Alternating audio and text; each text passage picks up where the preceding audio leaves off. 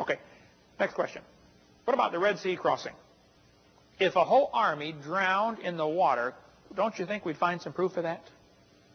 People laugh at the Bible because they never found any proof of an entire army drowning in the Red Sea.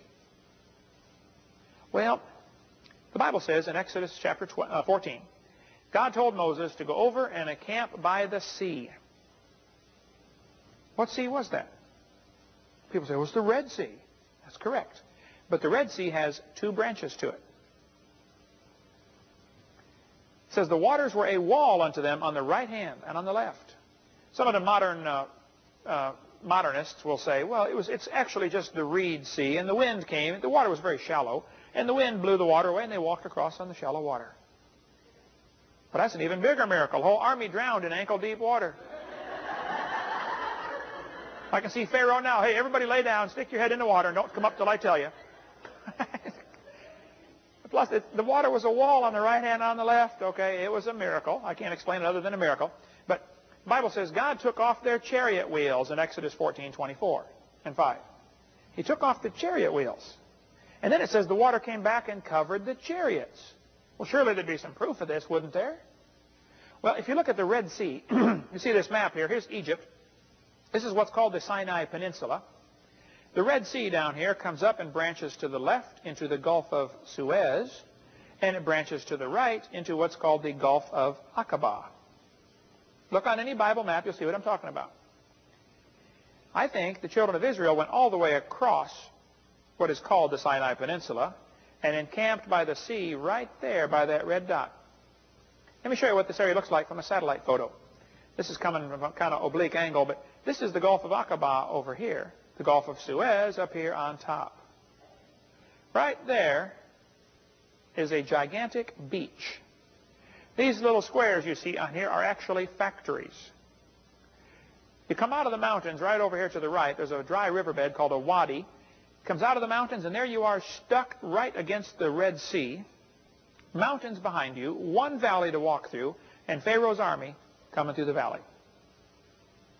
That beach is big enough to hold 2 or 3 or 4 million people.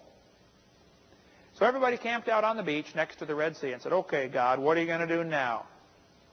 At the bottom of that beach, at the south end of that beach, right here, several years ago, a friend of mine named Ron Wyatt from Nashville, Tennessee, he was wondering about this. You know, I wonder where they crossed the Red Sea. He'd been doing a lot of research over there. He found this pillar laying down there, half in the water, half out of the water. A bunch of guys dragged the pillar out and scrubbed it off. What was still readable on there said, this pillar was erected by King Solomon, about 1000 BC, to commemorate the crossing of the Red Sea.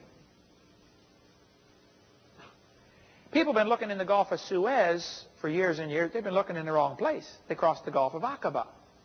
I always wondered, wait a minute, if they crossed the Red Sea and wandered in the wilderness for 40 years, why did they have to cross the Jordan to get back in? Never wonder about that? You see these maps, you know, they wouldn't have to cross the Jordan to get back in unless they crossed the Gulf of Aqaba. So Ron and his sons went scuba diving down there. By the way, they found another pillar just like that on the opposite side of the Gulf of Aqaba. He's got a great videotape on that. You can call it. It's anchorstone.com is his world website. But they went down to the bottom of the Red Sea, scuba diving down there, and found chariot wheels. 4-spoke chariot wheels. Just a gold veneer. They were wood and gold-covered wood chariot wheels. The wood's rotted, so just the gold veneer is all that's left, and it's very difficult to, you know, they crumble when you touch them. But they found horse skeletons down there, human skeletons down there, and 4- and 8-spoke chariot wheels. Exactly an exact match of what the 18th dynasty had in Egypt, which was the 4- and 8-spoke chariot wheels. Interesting. So they actually crossed the Gulf of Aqaba, which means Mount Sinai is not in the Sinai Peninsula. All the Bible maps will say Mount Sinai, question mark.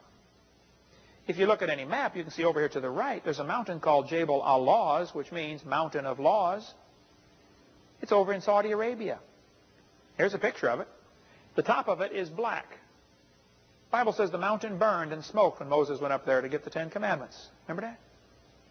And if you stand on top of Mount Sinai, you turn around and look down to the bottom, and you'll see a place where the Israelites camped. There's even altars that are still there with calves carved on them.